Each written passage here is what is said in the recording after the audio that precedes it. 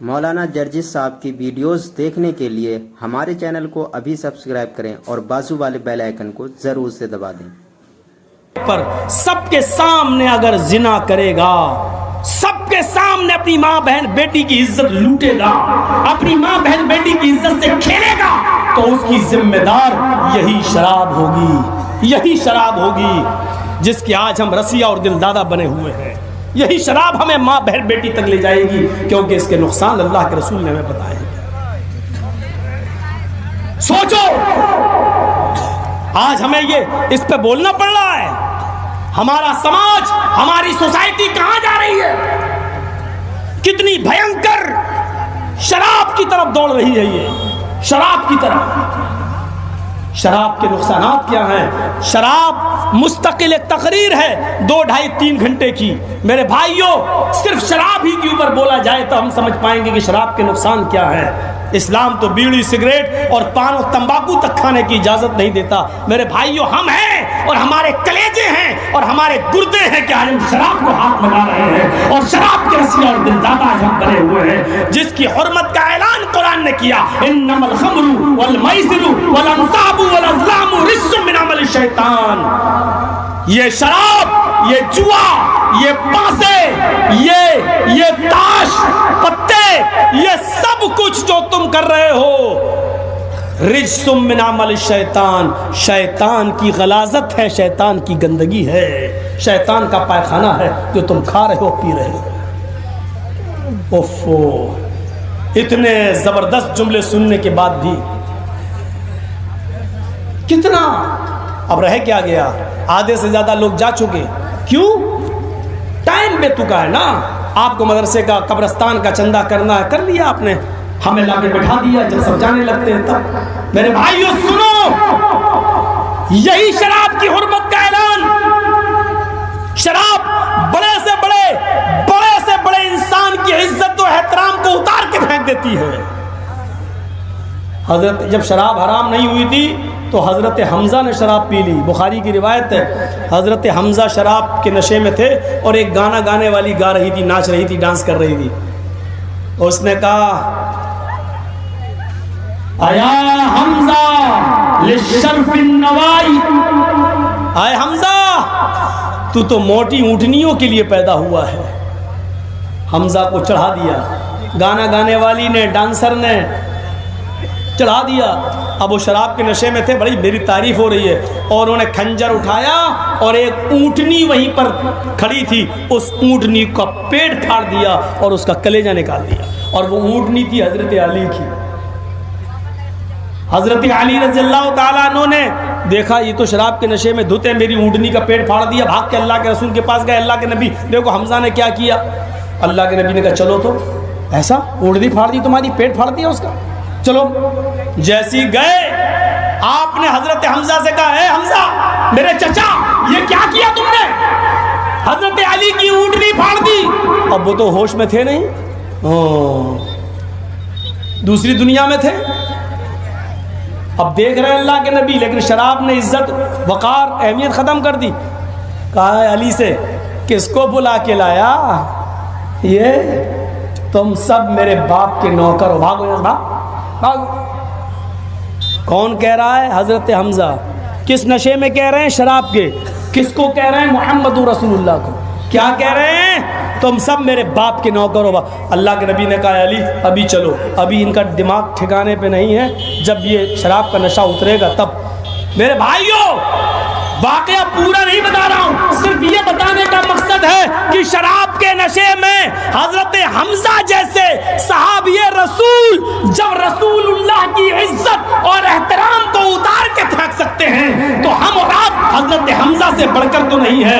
ہم اور آپ علماء کی عزت، ماں باپ کی عزت، اپنی ماں کی عزت، اپنی بہن کی عزت کو بھی اتار کے پھینک دیں گے شراب کے نشے میں۔ شراب انسان کو بے شرم بنا دیتی ہے۔ آپ نے دیکھا، آپ نے نہ دیکھا، میں نے دیکھا، پولیس والے دلی میں ایک آدمی شرابی کو ڈنڈے مار کے ہٹ ہٹ چل راستہ صاف کر، اور ادھر سے گاڑیاں چو چو چو چو چو بولتی ہوئی آ رہی ہیں۔ اب میں دیکھ رہا ہوں، اور دوسرا پولیس والا کہتا ہے مرنے دے سالے کو، ایسی کہا مرنے دے سالے کو یہیں پر۔ اب پولیس والا کہتا ہے ابے مودی جی آ رہے ہیں، مودی جی کی سواری۔ قافلہ آ رہا ہے اور یہاں پڑا ہوا ہے، ہٹ اٹھا۔ اب وہ ایسے ہی لیٹا ہوا ہے سڑک پہ، ہماری آنکھوں دیکھی بات ہے کہ مودی آ رہے ہیں، ہاں مودی آ رہا، وہ شرابی پڑا کیا مودی ہاں ایسا میرے باپ کے نوکر ہے، ایسا ہنس رہا ہے۔ اس سے بڑی اور کیا شرابی کی لت ہو سکتی ہے؟ نالی میں پڑا ہے، نالی کا پانی پی رہا ہے، آدھا منہ میں، ہم کہہ رہے ہیں کتنا گندا ہے اور وہ سمجھ رہا ہے کہ ہم آب زمزم پی رہے ہیں۔ نالی میں پڑا ہے، وہ سمجھ رہا ہے ہم آب زمزم پی رہے ہیں، اپنی ماں ہی کو ماں کی گالی دے رہا ہے، بہن کو بھی ماں کی گالی دے رہا ہے۔ کیسے کیسے گندے جملے شراب نے آج ہمیں کہاں پہنچا دیا ہے۔ نوجوانوں، آج ہماری عقل خراب ہو چکی ہے، شراب کی وجہ سے ہماری عقلیں کام نہیں کر رہی ہیں۔ اب اس موجودہ دور میں ہمیں نبٹنا ہے۔ حالات اگر ایسے ہیں تو ہمیں اپنی ہمت نہیں ہارنا ہے، حوصلے مضبوط رکھنا ہے، اور ہمیں اپنے سنویدھان اور قانون کے مطابق مقابلہ کرنا ہے ہمیں۔ لیکن تم اپنی عقلیں شراب پی پی کر خراب کر لو گے تو مقابلہ کس سے کرو گے؟ کس سے کرو گے؟ کیسے مقابلہ کرو گے؟ اپنی عقلوں کو چاقو چوبند رکھو، چست رکھو۔ تو شراب کی یہ حالت، اتکلوگت پرائے جنے شوکھر گر ملی، ساری جنتا جب گدھوں جانوروں کی طرح ہو جائے گی تو دھرم کی رکشا کرنے کے لیے، دھرم کی حفاظت کرنے کے لیے اللہ بھگوان کلکی کو انتم رشی کو اس دنیا میں بھیجے گا۔ آتتیشام بھوشینتی مناسی وشتانی باسودی انگرا گتی پنیہ گندھا نرسپرشاما۔ انتم رشی کی پہچان یہ ہوگی، آخری نبی محمد صلی اللہ علیہ وسلم کی پہچان یہ ہوگی کہ ان کے جسم سے ٹکرا کر جو ہوا گزرے گی، وہ ہوا جس طرف بھی جائے گی خوشبودار ہو جائے گی، سگندھت ہو جائے گی، اس ہوا کے اندر خوشبو آنے لگے گی۔ محمد صاحب کے جسم سے ٹکرا کر جو ہوا چلے گی، وہ ہوا جس طرف جائے گی اس ہوا کے اندر بھی خوشبو آ جائے گی۔ شمائل ترمذی کی روایت ہے، اس روایت کو حسن کا درجہ دیا گیا ہے۔ حضرت ابو ہریرہ اللہ کے نبی کے گھر پہ جاتے ہیں، اما عائشہ نے دروازہ کھولا، جواب ملا اللہ کے نبی نہیں ہے۔ وہ تلاش کرتے گئے آگے بڑھ گئے۔ ابو ہریرہ جب آگے بڑھے تو ایک راستہ چوراہا ملا، ایک جگہ 4 راستے ملے۔ اب سوچنے لگے کہ میں کہاں جاؤں؟ اللہ کے نبی دائیں گئے ہوں گے یا بائیں یا سامنے، پیچھے سے تو میں آ ہی رہا ہوں، اب ہمارے نبی کہاں ملیں گے؟ وہ اسی چوراہے پر رک گئے۔ ایک جانب سے خوشبو آ رہی تھی، ہوا کے ساتھ خوشبو آ رہی تھی۔ حضرت ابو ہریرہ نے دیکھا یہ ہوا جس طرف سے آ رہی ہے خوشبودار، ہمارے نبی اسی جگہ گئے ہوں گے، کیونکہ یہ ہوا بتلا رہی ہے محمد رسول اللہ صلی اللہ علیہ وسلم کا ایڈریس بتا رہی ہے۔ ابو ہریرہ فرماتے ہیں کہ میں اسی گلی میں اسی راستے میں چل پڑا اور تھوڑی دور گیا کہ میری ملاقات جناب محمد رسول اللہ صلی اللہ علیہ وسلم سے ہو جاتی ہے۔ میرے بھائیوں، اس ہوا نے بتلا دیا، اس ہوا نے بتلا دیا۔ میرے بھائیوں، یہاں سے ہم اندازہ لگا سکتے ہیں کہ کتنے یہ منتر کس کے بارے میں ثابت ہو رہا ہے۔ آدتیشام بھوشینتی مناسی وشتانی واسودیو انگرا گتی پنیہ گندھا نرسپرشاما۔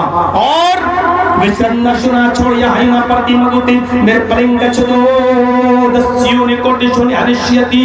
اتنے سندر ہوں گے، اتنے خوبصورت ہوں گے انتم رشی محمد صلی اللہ علیہ وسلم، آخری نبی کی ان کی سندرتا تمہارے وچاروں میں، تمہارے دماغ میں، تمہارے مستشک میں، تمہارے مائنڈ میں نہیں آئے گی، اتنے خوبصورت ہوں گے۔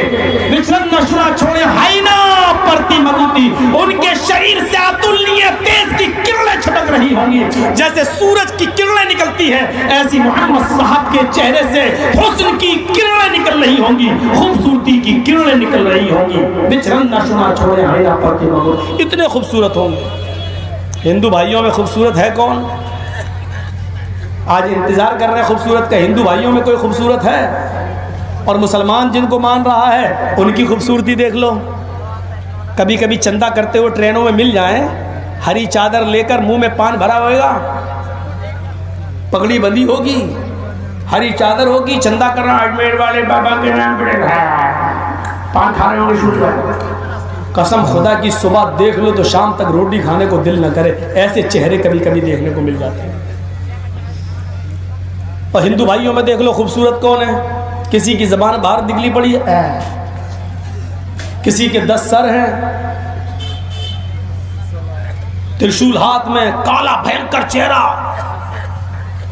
شیر پہ بیٹھی، چہرہ دیکھ لو کون خوبصورت۔ مسلمانوں میں دیکھ لو چندہ کر رہے ہو، ان کی صبح شکل دیکھ لو تو شام کو روٹی کھانے کو دل لگتا۔ خوبصورتی محمد رسول اللہ کی تھی۔ ام معبد کا سب سے اچھا واقعہ ہے سلسلے میں، ایمان نہیں لائی تھی اس وقت تک، کافر ہی تھی، اور اللہ کے رسول اور ابو بکر ان کے دروازے پہ کھڑے ہیں مدینے میں، کہہ رہے ہیں ماں اس نے دروازہ کھولا۔ کون ہے؟ اجنبی آدمی لگتا ہے، پہلی بار دیکھ، اس کو نہیں معلوم کہ میرے دروازے پہ محمد ابن عبداللہ کھڑے ہیں۔ محمد کہو بیٹے کیسے آنا ہوا؟ ماں میرے دوست کو بھوک لگی ہے، گھر میں کچھ کھانے کو ہو تو دے دے۔ مہمان نوازی کا بڑا شوق تھا عرب کے اندر، کچھ نہ ہو کھانے کو، ایک بکری ہو، مہمان آ جائے وہ بکری ہی کاٹ دیتے، چاہے اس کا دودھ خود پی رہے ہوں وہ، لیکن دیکھا مہمان آ گیا تو اپنی پوری بکری ذبح کر۔ آج بھی یہ رواج عرب کے اندر موجود ہے، مہمان کے لیے اپنی پوری بکری ذبح کر دیتے۔ کہنے لگی بیٹے میرے گھر میں آج ہی کچھ نہیں ہے کھانے کو، میرے شوہر شکار کھیلنے کے لیے گئے ہیں، ابھی تازہ گوشت لائیں گے کسی بھی جانور کا، آؤ بیٹھو۔ کہا ماں اتنا ٹائم نہیں ہے، تیرے دروازے پر ایک بکری بندھی ہوئی ہے، اس بکری کا دودھ پلا دے۔ کہنے لگی بیٹے اس بکری نے تو 3 مہینے سے، یا ایک روایت میں آتا ہے 6 مہینے پہلے ہی سے دودھ دینا بند کر دیا ہے، یہ بکری تو 6 مہینے سے دودھ ہی نہیں دیتی۔ کہا ماں ایک برتن اٹھا کر لا، میں بھی تو ہاتھ لگا کر دیکھیں یہ بکری دودھ دیتی ہے یا نہیں دیتی۔ اللہ کے نبی صلی اللہ علیہ وسلم کی بات سن کر وہ عورت مسکرانے لگی، اندر گئی، برتن لے کے آئی، کہتی ہے بیٹا تو مجھے جھوٹا سمجھ رہا ہے کہ میں بہانے کر رہی ہوں، اگر میرے اوپر تجھے یقین نہیں ہے تو لے پکڑ یہ برتن اور تو ہی دھو کر دیکھ لے۔ اللہ کے نبی نے وہ برتن اپنے ہاتھ میں لیا، آگے بڑھنے لگے، وہ بکری جو اٹھانے کے بعد ہی اڑتی تھی آج اپنے سے کھڑی ہو گئی۔ اللہ کے نبی آگے بڑھے اور وہ بکری اڑ کے کھڑی ہو گئی۔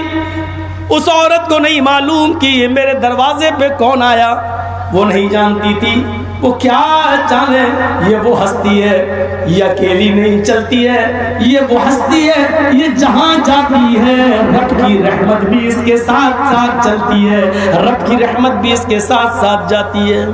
محمد ابن عبداللہ بیٹھ گئے اور آپ نے اپنے ان دونوں گھٹنوں کے بیچ میں آپ نے برتن کو دبایا اور اپنے یہ دونوں ایڑیاں پیر کی اپنے دونوں کولوں سے لگا لی اور برتن دبا لیا۔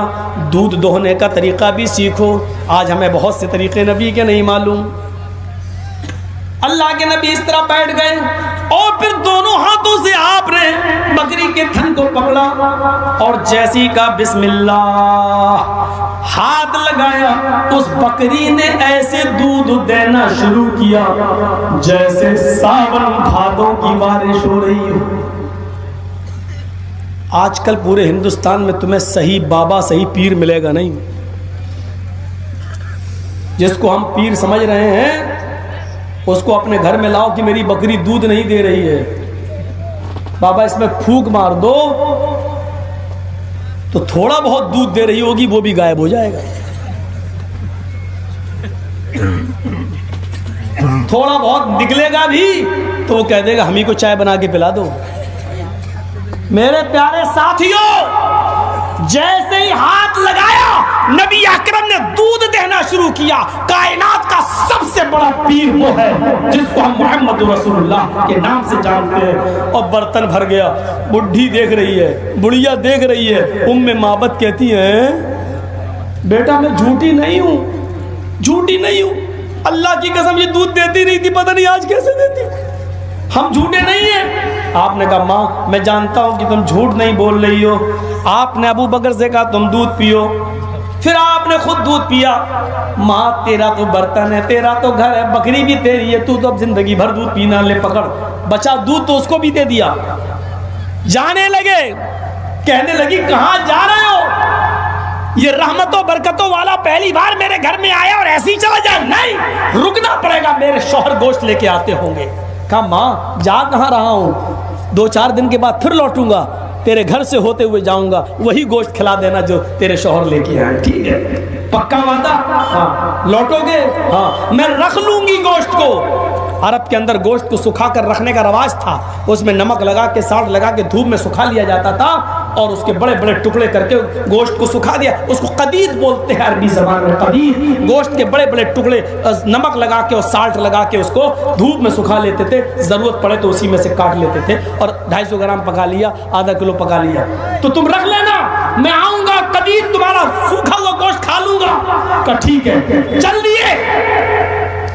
ابھی بھی نہیں معلوم کہ کون ہے یہ، ابھی 100 قدم گئے ہوں گے اللہ کے رسول، بس صرف 100 قدم آگے بڑھے ہوں گے، اتنے میں شوہر آ گیا۔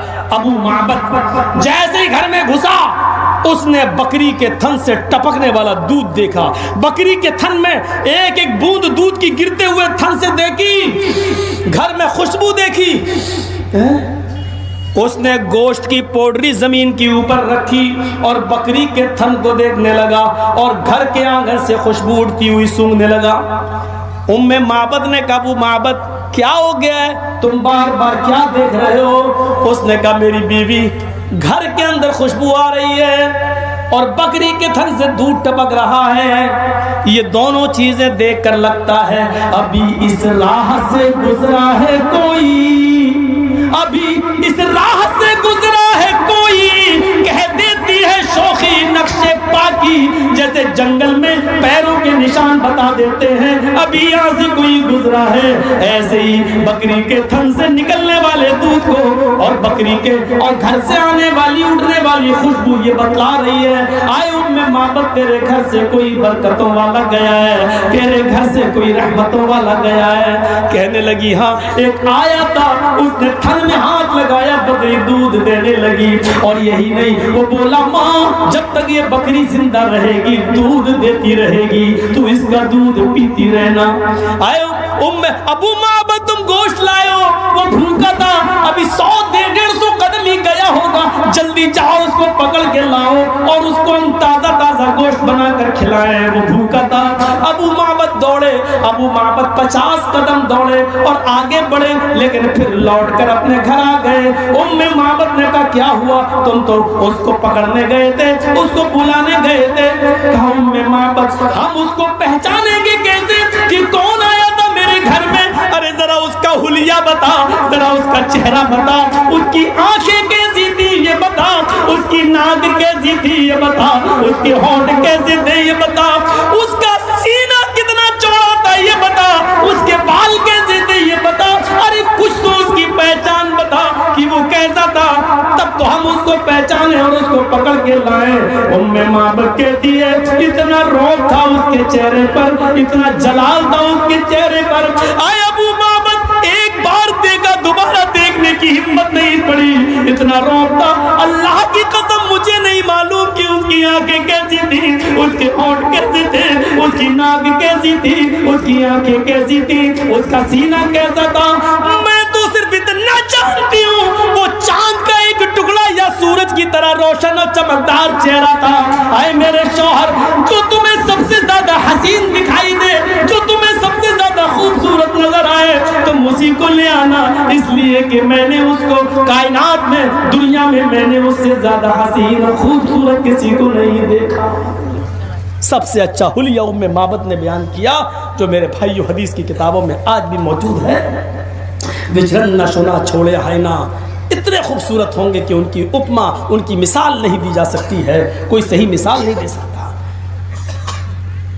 اتنی خوبصورتی۔ کسی نے کہا کہ وہ چراغ تھے، کسی نے کہا کہ وہ سورج کی طرح روشن تھے، کسی نے کہا کہ وہ بند کمرے میں بیٹھ جائیں تو چمکتے تھے، کسی نے کہا اگرچہ اس میں ضعف اور کمزوری ہے کہ محمد صلی اللہ علیہ وسلم جب مسکراتے تھے تو آپ کے دانتوں کی لائٹ اور چمک سے زمین پر پڑی ہوئی سوئی مل جایا کرتی تھی۔ کسی نے اپنا اندازہ بیان کیا، کسی نے کچھ کہا، کسی نے کچھ کہا، صحیح مثال کوئی نہیں دے سکا۔ سب سے زیادہ سب سے زیادہ صحیح مثال اگر کسی نے پیش کی تو ام معبد نے کہ وہ چاند یا سورج کا ایک ٹکڑا تھا جو میرے گھر کو روشن کر کے چلا گیا.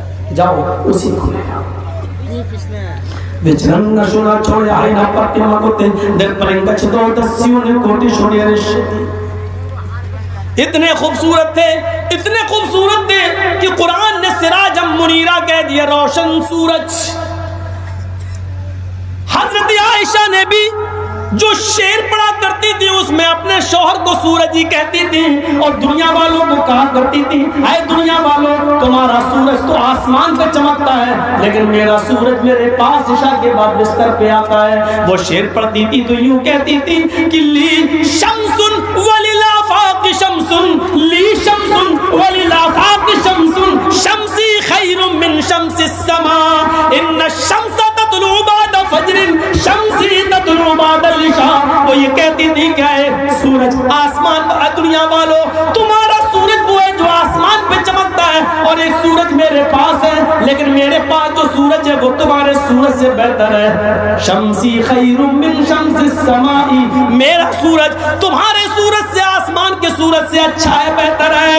اے دنیا والو ان الشمس تطلع بعد فجر, تمہارا سورج تو آسمان پر فجر کے بعد چمکتا ہے. شمسی تطلع بعد العشاء, لیکن میرا سورج میری آغوش میں, میری گود میں عشاء کے بعد میرے بستر پر آتا ہے. یعنی محمد رسول اللہ میرے سورج ہیں. یہ حضرت عائشہ بیان کر رہی ہیں.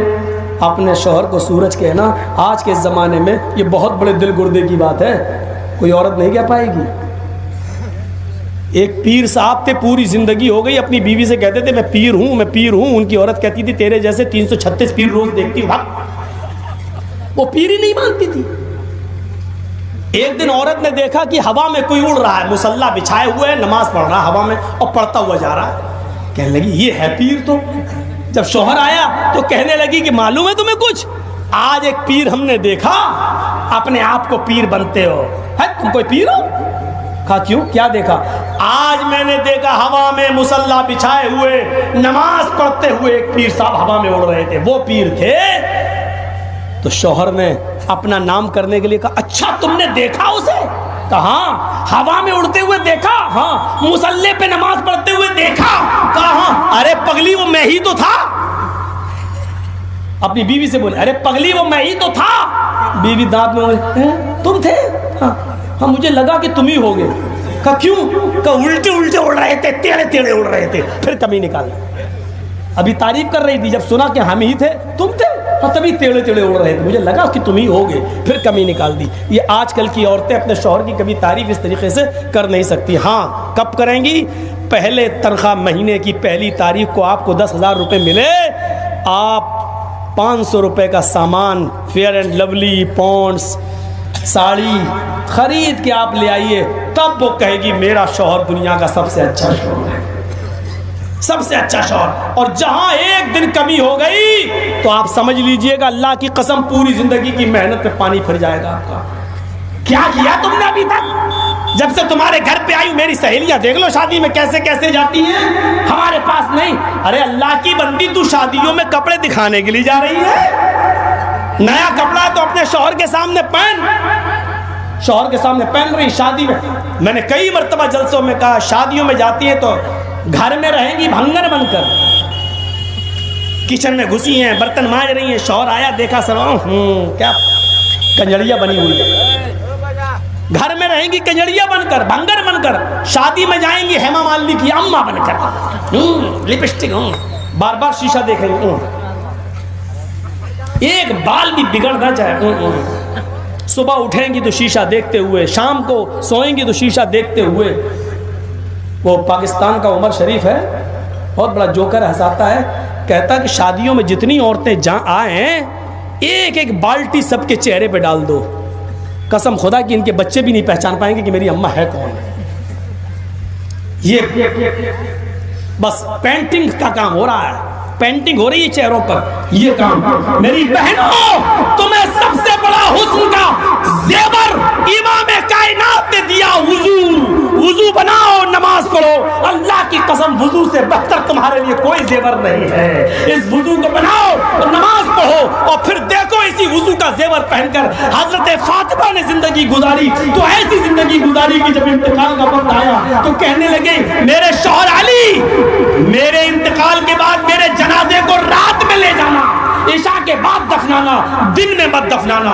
شوہر نے پوچھا علی نے ایسا کیوں؟ فرماتی ہیں اے میرے شوہر میں نہیں چاہتی ہوں کہ میرے جسم پر, میرے مردہ جسم پر پڑے ہوئے کفن پر بھی, میرے مردہ جسم پر پڑے ہوئے کفن پر بھی کسی غیر مرد کی نظر پڑے, کوئی غیر مرد میرے مردہ جسم پر پڑے ہوئے کفن کو بھی دیکھے. یہ امام کائنات کی تعلیم تھی, یہ امام کائنات کی تعلیم کا اثر تھا. میرے پیارے ساتھیوں آج دنیا میں کیا ہو رہا ہے, آج ہندوستان کے اندر کیا ہو رہا ہے؟ آج عورتوں کو شادیوں میں بیاہ میں اور پھر کالج اور یونیورسٹیوں میں ان کی پوشاک تو دیکھو, اور لوگ حقوق آزادی نسواں کا نعرہ لگا رہے ہیں. آزادی آزادی آزادی. بھیڑیوں نے ایک مرتبہ بکریوں کے ریوڑ میں جانے کے بعد کہا کہ تم اپنے مالک سے آزادی کیوں نہیں مانگتی ہو؟ بکریوں کو بھیڑیے کی بات پسند آئی, کہنے لگی اپنے مالک سے کہ مجھے آزاد کرو. مالک نے کہا نہیں میں آزاد نہیں کر سکتا. بکریوں نے پلاننگ کی اور بھوک ہڑتال پر بیٹھ گئی. اپنے مالک کا چارہ رکھانا منع کر دیا, نہیں ہمیں آزادی چاہیے, ہمیں آزادی چاہیے. ایک بوڑھی بکری ان کے پاس آتی ہے اور کہتی ہے اے میری بیٹیوں تم آزادی حاصل نہ کرو, دنیا بڑی شاطر ہے, تمہارا مالک تمہیں یہاں جتنی بھی آدھی روٹی, ایک روٹی, ایک چارہ, ایک پوڑلی, دو پوڑلی جو چارہ تمہیں کھلا رہا ہے اسی پر اکتفا کرو, یہاں تمہیں سکون ہے. بکریاں بولی اماں تم تو بڈھی ہو چکی ہو, تم نے تو اپنی زندگی جی لی ہے, اب ہمیں اپنی زندگی جینے دو. انہوں نے مالک کے خلاف بغاوت بلند کر دی اور ساری بکریوں نے آپس میں طے کر لیا کہ ہم چارہ نہیں کھائیں گے, ہم روٹی نہیں کھائیں گے. مالک کو مجبور ہو کر بکریوں کو چھوڑنا پڑا. اس مالک نے مجبور ہو کر ان کی بغاوت کے تیور دیکھ کر بکریوں کو چھوڑ دیا اور بکریاں چھلانگ لگاتے ہوئے بیابان جنگل میں چلی گئی. اب وہ وہاں کی لہلاتی ہوئی کھیت دیکھتی ہیں, ہری بھری سبزی دیکھتی ہیں, اس پہاڑی پہ چڑھتی ہیں, ادھر آ رہی ہیں ادھر آ رہی ہیں, آزادی مل گئی. بڑی خوش تھی کہ اب ہمیں آزادی مل گئی. وہی پہاڑ کے ایک دامن میں بھیڑیے چھپے ہوئے تھے. ان بھیڑیوں نے دیکھا یہ بکریاں آزاد ہو گئی. ان بھیڑیوں نے ان بکریوں پر حملہ کر دیا اور ان کو پھاڑ کر کھا گئے. آزادی چاہ رہی تھی, آزادی ملی, بھیڑیوں ہی نے بکریوں کو اکسایا تھا کہ تم اپنا حق لو, آزادی حاصل کرو, اور یہی بھیڑیے کھا گئے ہیں. میرے بھائیوں میرا اشارہ آپ سمجھ گئے ہوں گے. میڈیا والوں نوٹ کرو اور دو اور شائع کرو اور میرے اشارے کو پبلک کے درمیان پھیلاؤ. میرا اشارہ یہ ہے آج جو اوپر تک بیٹھے ہوئے عورتوں کی آزادی کا نعرہ لگا رہے ہیں, عورتوں کی آزادی, عورتوں کی آزادی, یہ حقیقت میں وہ بھیڑیے جو عورتوں کی آزادی نہیں بلکہ آزادی کا نعرہ دے کر عورتوں کے جسموں سے کھیلنا چاہتے ہیں, ان کے جسموں, ان کی عزتوں کو نوچنا چاہتے ہیں. یہ بھیڑیے جو ان کی آزادی کا نعرہ لگا رہے ہیں. اسلام نے عورت کو ایک مقام دیا ہے, ایک مرتبہ دیا ہے, اس کو چہار دیواری میں قید نہیں کیا بلکہ قلعے کے اندر قید کر دیا ہے. کیلے جب تک چھلکے کے اندر ہے محفوظ ہے, جب کیلے کا چھلکا ہٹ جاتا ہے تو کیلے کے اندر کا میوہ اور مغز پھر محفوظ نہیں رہتا, اس کو کوئی نہ کوئی کھا جاتا ہے. کیلا اس وقت محفوظ ہے جب وہ چھلکے کے اندر ہے, جب چھلکا اترا تو محفوظ نہیں. عورت اس وقت تک محفوظ ہے جب وہ پردے کے اندر ہے, جب پردہ ہی نہیں رہا تو عورت محفوظ ہی نہیں رہی. میرے پیارے ساتھیوں, اور کیسی مثالیں تمہیں دی جائیں, کیسے سمجھایا جائے, کس طریقے سے بتایا جائے. اپنی ماں, اپنی بہن اور اپنی بیٹیوں کو پردہ کراؤ. پردہ ہی اصل میں ان کی عزت و آبرو کی حفاظت ہے, مضبوط قلعہ ہے. میرے بھائیوں, ہوائی جہاز کا سفر کرنا بھی کے بعد بھی ہم 24 گھنٹے میں آپ کے یہاں پہنچے تو ایک معنی رکھتا ہے.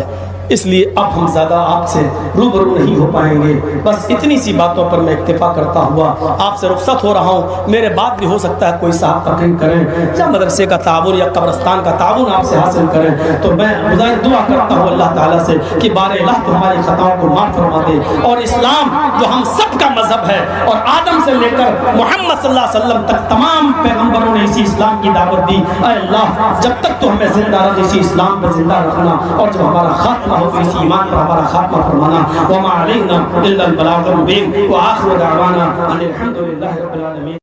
مولانا جرجس صاحب کی ویڈیوز دیکھنے کے لیے ہمارے چینل کو ابھی سبسکرائب کریں اور بازو والے بیل آئیکن کو ضرور سے دبا دیں.